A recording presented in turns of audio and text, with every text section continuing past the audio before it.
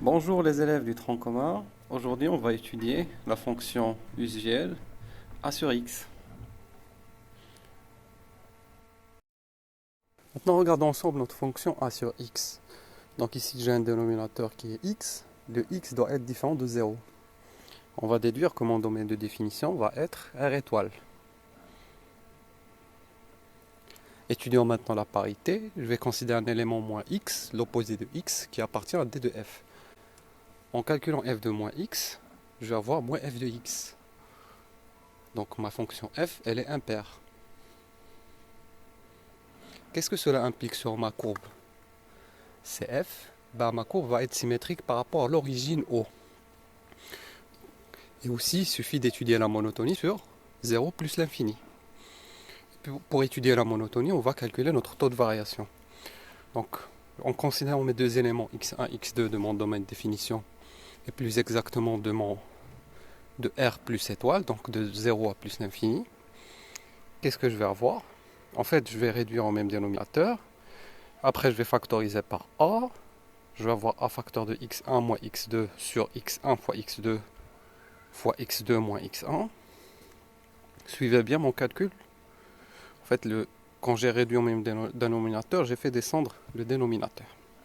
Donc après, qu'est-ce que je vais faire? J'ai factorisé par moins a. Pourquoi j'ai factorisé par moins a? Pour avoir x2 moins x1. Pour pouvoir simplifier par x2 moins x1 au numérateur et au dénominateur. Conclusion, donc mon taux de variation va valoir moins a sur x1 fois x2. Qu'est-ce qu'on remarque ici? En fait, le taux de variation ici le signe du taux de variation ici va dépendre de mon a. Supposons maintenant que mon a est positif. Et on regarde ce que ça va nous donner comme variation. Donc, j'ai mes éléments x1, x2 qui appartiennent à R étoile plus, c'est 0 plus l'infini ouvert. Donc j'ai x1 strictement positif, x2 strictement positif. Le produit de deux nombres positifs, ça me donnera un nombre positif. Et puisque j'ai supposé que a est positif, alors le taux de variation moins a sur x1, x2 va être strictement négatif. Le moins, il va faire changer l'ordre. Donc on va dire que mon taux de variation ici, il est strictement négatif.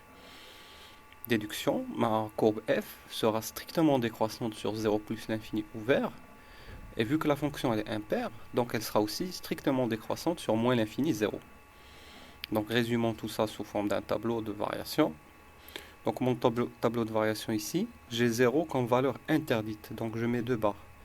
Donc la fonction elle est décroissante de moins l'infini à 0, puis elle est décroissante sur 0 plus l'infini. Regardez maintenant l'exemple que je vous ai fait. J'ai pris la fonction inverse 1 sur x, simplement. Donc j'ai pris a égale à 1, c'est positif. Regardez ma courbe, comment elle va être.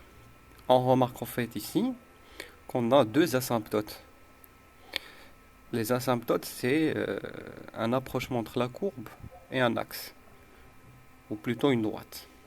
Ici, les asymptotes que j'ai, c'est mes deux axes, des abscisses et des ordonnées. Regardez, à gauche, j'ai un asymptote, en haut, en bas et à droite.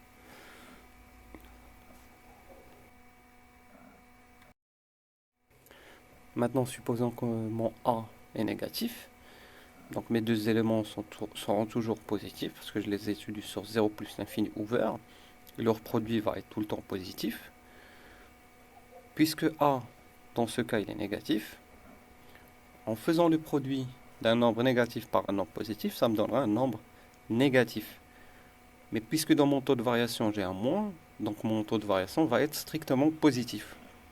Donc on va dire que f est strictement croissante sur 0 plus l'infini ouvert en 0, est strictement croissante aussi sur moins l'infini 0, parce que c'est une fonction impaire. Ils ont la même variation. Donc tableau de variation, il ressemble à ça. J'ai pris la fonction inverse, cette fois moins 1 sur x, et ma fonction va ressembler à ça.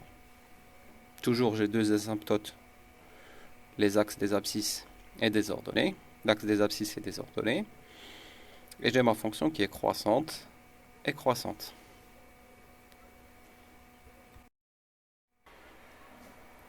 Maintenant, on va définir notre courbe représentative de a sur x. Bah, cette fois, on va l'appeler hyperbole d'équation y égale à a sur x.